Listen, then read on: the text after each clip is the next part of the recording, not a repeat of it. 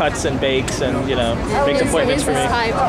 So I'm sorry, can you repeat that regarding the speaker? What do you there was an issue in the city council, and the way this issue started, there were individuals who have been accused of wrongdoing.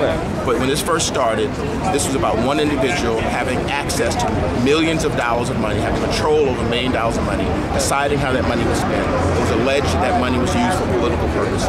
What I'm saying is that this is not just a city council issue. We have to look in state government, the state assembly, and the state senate and say that individuals have too much power in how money is spent. So the news media says we should abolish member items. I don't think we should abolish them. I think we need more transparency, we need more accountability, and more than that, we need more democracy so that individual members have a say in the total amount of money, how that's dispersed to individual members.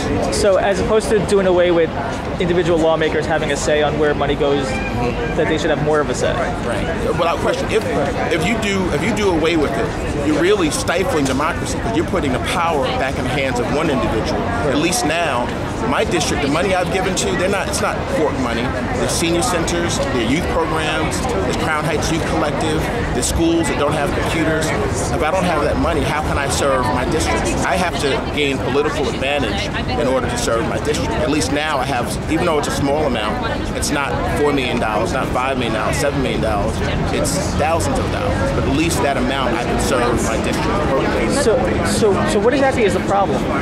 In terms of the speakership, right. What is it? I think there's too much politics. We don't appropriate money based on need. We appropriate money based on politics, based on who our political friends are, based on seniority. You know, I say that longevity and loyalty are the two qualities that are admired and people rewarded based on it. But when it comes to communities of color, urban communities that have lack of recreational programs, it's difficult to get funding for those things. I think the money is there, it's just how it's being appropriated. So what you're saying is that this instance, the situation with the slush fund, or whatever you want to call it, speaks to a larger issue of too much power consolidated in the hands of one individual. So what to do about that? Well, I think we need to. Well, there's some when it comes to staff money, the city council I think has an appropriation budget, operation budget.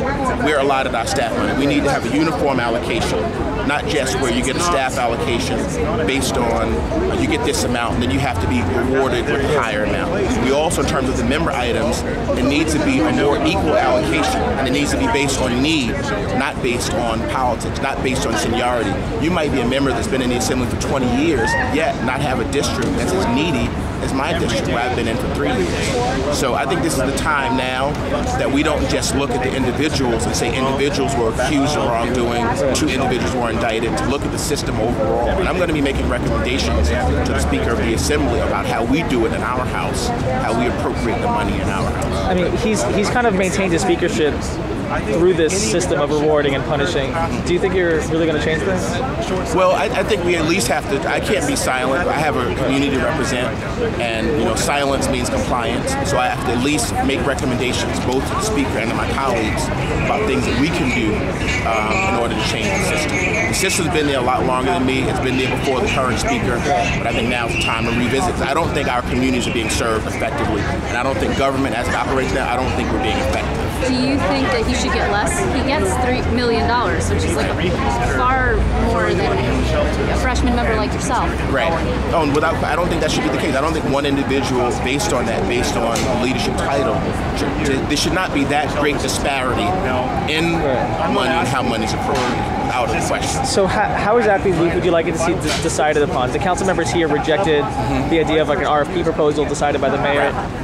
What would you like to see? Well, I think now you have people that are elected by, you have elected officials, we're elected by the people. We should be held accountable. So there should be transparency, there should be accountability. You should be able to go to a website, as the Speaker mentioned, as we do in the Assembly now in state government, to see where the money's going, what member is it, what money did they give to what organization, are there any conflicts of interest. But it shouldn't be where you have one member that has $20 million, you give a little bit to this person, a little bit to that person, a little bit. It should be more egalitarian, more democratic than it is now. So as I said, I'm actually, my office now, we're putting together recommendations regarding this, as well as other state government reforms, and I'll make sure, you let me know, you'll be one of the first I email it to, and let you know. And you have to do it because it's on camera now. Say that again? I said, yeah, you have to email me first because it's on camera now.